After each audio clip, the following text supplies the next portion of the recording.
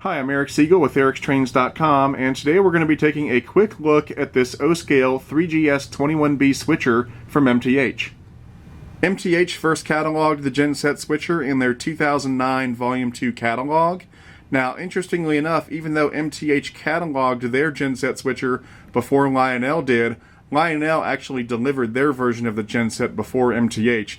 MTH's Genset was finally delivered earlier this year in 2011. Like most MTH Premier Line engines, you can get this switcher in two versions. You can either get the version with high rail wheels or the version with scale wheels. The high rail versions have high rail wheels on the truck that have larger flanges, and the pilot and the coupler are attached to the truck so that they all turn together, and that way the high rail version can take the tighter turns that are typically associated with most three rail layouts. The scale wheeled version of this engine, which is what you're looking at now, comes with scale wheels on the truck that have smaller flanges and no traction tires. The pilots are fixed. They're not attached to the truck, they're attached to the frame of the engine. And then up here is where a scale coupler would go, but the engine doesn't come with its own couplers. You have to supply them on your own. In this case, I installed die-cast O-scale couplers manufactured by KD.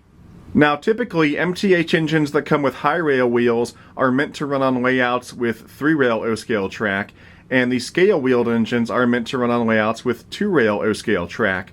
But MTH engines have a feature that's called Protoscale 3.2 that allows you to easily convert the engine from one to the other, so that you can make a high-rail engine run on a 2-rail layout, or you can make a scale-wheeled engine run on a 3-rail layout. And that's exactly what I did, because I have a 3-rail O-scale layout.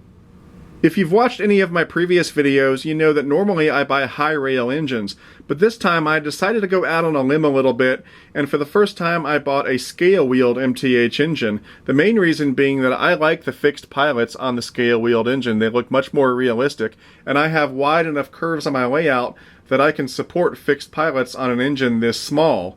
But I still had to convert it to 3-rail operation. Now, if you want to watch that whole process of me converting this to 3-rail operation, check out episodes 12 and 13 of my video train blog series, and those will show you all you need to know. Regardless of whether you choose to go with the scale-wheeled version or the high-rail wheeled version, you're still getting the same engine inside. It comes with 2 flywheel motors, it's designed to run with MTH's digital command system, and it comes equipped with ProtoSound 2.0.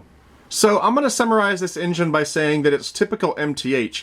And for those of you who may already own an MTH Premier Line engine, you probably know what I mean, but for those of you who don't, let me explain real quick. MTH puts out a very, very consistent product. You're never left guessing when you open that big purple box what you're going to get. You know you're going to get a high quality engine that's very powerful, that's going to last for a long time, that's very detailed with great sounds and great features.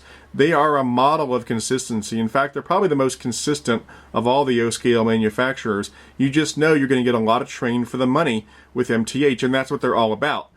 On the underside of the engine, we've got die-cast pilots and trucks, as well as a die-cast fuel tank and battery box. The detailing on the pilots is very nice, as you can see, and the detailing on the truck side frames is also very well done. You've also got operating ditch lights on both the front and rear of the engine. One last thing I want to note under here is that if you look at the MU hoses, you'll see the ends are silver. They don't come like that out of the box. I painted these silver. When you get the engine brand new, those will be all black. Up on top, we've got a nicely detailed ABS plastic body with nice molded-in details, as well as lots of separately applied grab irons and lift rings. We've got a headlight up here and one in the back, lighted number boards, and a lighted cab interior. On the cab, we've got separately applied windshield wipers and windscreens, as well as 2 figures inside the cab. The paint job is perfect, and the little warning placards are all legible under a magnifying glass. Back here on the hood, we've got see-through metal screens on both sides, as well as on the top.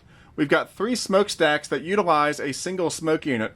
So when the smoke is turned on, it'll come out of all 3 stacks at the same time. Now on each smokestack, you've got a little lid that pops up like that, which is a nice touch, but it ends up being a little bit awkward because you have to lift these up by hand. They don't come up by themselves when the smoke unit comes on like they do on the Lionel Vision Line Genset. So if they happen to be down and the smoke is on, the smoke will kind of pour out of the side and it looks kind of silly. So make sure that you have these lids up if you're going to operate the smoke unit. Now when it comes to filling the smoke unit, the instructions say to put smoke fluid down either this stack or this stack not the front stack, because the front stack is connected to this hood piece that pops off like that to reveal the engine controls. And the little hole that allows the smoke to come out of this stack is designed only to let smoke go out, not to get smoke fluid in. If you try to put smoke fluid down the front stack, it'll just leak all over the place and make a big mess. So make sure when you put the smoke fluid in that you put it in either this hole or this hole. Now, ever since the MTH Genset came out, people have been asking how the MTH Genset stacks up against the Lionel Genset. And for a while, I was going to do a side-by-side comparison of the two in this video, but I ultimately decided not to do it because it's really not a fair comparison, because the Lionel Genset and the MTH Genset come from two completely different points of view. On one hand, you've got the Lionel Genset, which is meant to be sort of a luxury model. It's all die-cast metal, has that great detailed cab interior, nice smoke effects, nice lighting effects, and great sound, but it's also very expensive. It's over $800 for one of these. The MTH Genset, on the other hand, is much more budget-friendly. It's a very nice model, but it costs around $400, which is roughly half the price of one of these Gensets. So for the average modeler, this is much more affordable. Now, these are both excellent engines. They run great and sound great. It's simply a matter of which one you can afford. There is no wrong choice here. If you can afford $800, the Lionel Genset is an excellent choice. If you can't, the MTH Genset is also excellent. There is no wrong choice here. These are both excellent engines. But like I said, it's not really fair to compare these two engines because it's kind of like comparing a Rolls-Royce to a Honda. A Rolls-Royce is a luxury car that's very lavish and very expensive. A Honda is a more economical car that's much more affordable for the average person. And so it's not really fair to compare those two because they come from two different points of view. And that's the way these engines are. This is kind of like the Rolls-Royce of Gensets. This is kind of like the Honda. They're both excellent choices. It just comes down to which one better fits into your train budget. And that's about all I'm going to say in terms of comparing these two engines. Now, if you're interested in learning more about the Lionel Genset switcher, I've already done a full review video and it is available for you to watch on my YouTube channel. Okay, so let's go ahead and power this engine up and you can see it in action. Ready to go? 2, 3, all set out. Compressor checked out A-OK. Fuel is topped off. Make sure the fan bins are topped off. Alright, I'll check that out. Fan bins are topped off. She's in good shape. Thanks.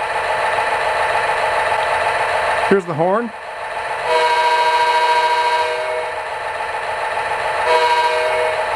And here's the bell.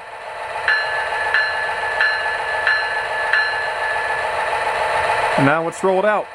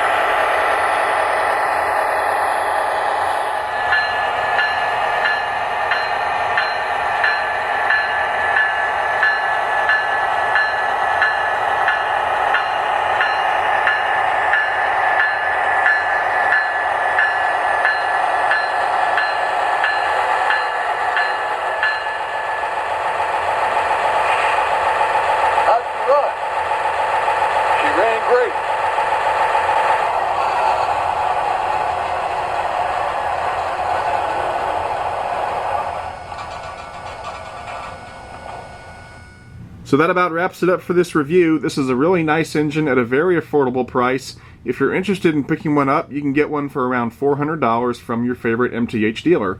Anyway, that's it for now. I'm Eric Siegel, and I'll see you next time.